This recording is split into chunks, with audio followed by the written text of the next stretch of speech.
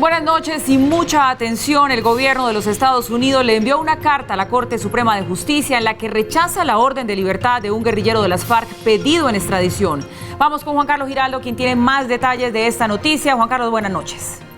Hola televidentes, buenas noches. Pues el autor de esta misiva, que también fue enviada al presidente de la República, es el embajador de los Estados Unidos en Colombia, en la que rechaza que se haya cancelado la extradición de Julio Enrique Lemos, alias Nader, quien fue además dejado en libertad hace pocos días por la Corte Suprema de Justicia, al afirmar que como había sido incluido en los acuerdos de La Habana de paz, pues no podría ser extraditado a los Estados Unidos. ¿Qué dice el embajador en su carta?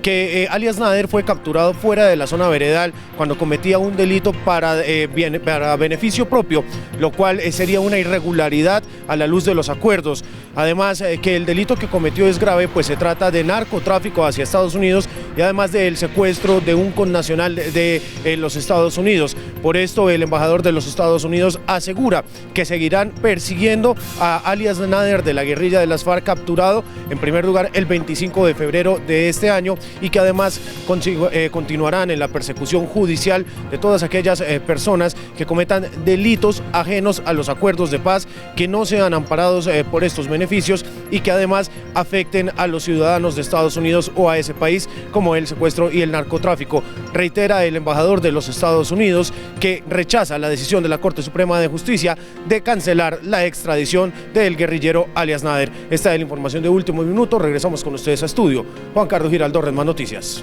Juan Carlos, muchas gracias por su información. Mauricio, lo saludo ahora a usted. Buenas noches. Hola Paula, buenas noches. Empezamos hoy con esta noticia de último minuto. Miren, esta liberación va en contra del proceso de paz. Es dentro de lo que otras cosas dice esta carta que le envía Estados Unidos a la Corte Suprema de Justicia. ¿Cómo interpretamos esta misiva, este choque con el gobierno de los Estados Unidos? ¿Se podría decir que hay algo aquí incluso de intromisión?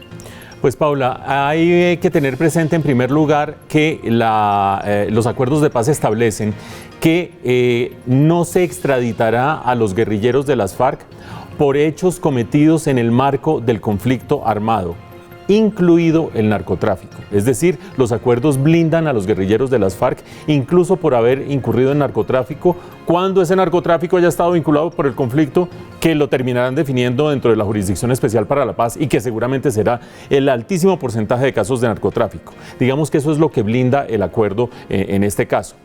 ¿Qué argumenta la carta del embajador de Estados Unidos? Dice, fue cometido el hecho por fuera de una zona veredal. El acuerdo también establece que para actos cometidos posteriormente al acuerdo suscrito por las FARC, es decir, este sería un caso de ese estilo, no es la Corte Suprema la que entra a evaluar la solicitud de extradición, sino que la entra a evaluar la Jurisdicción Especial para la Paz, que ni siquiera se ha instalado. Es decir, aparecería que hay un limbo jurídico en ese caso.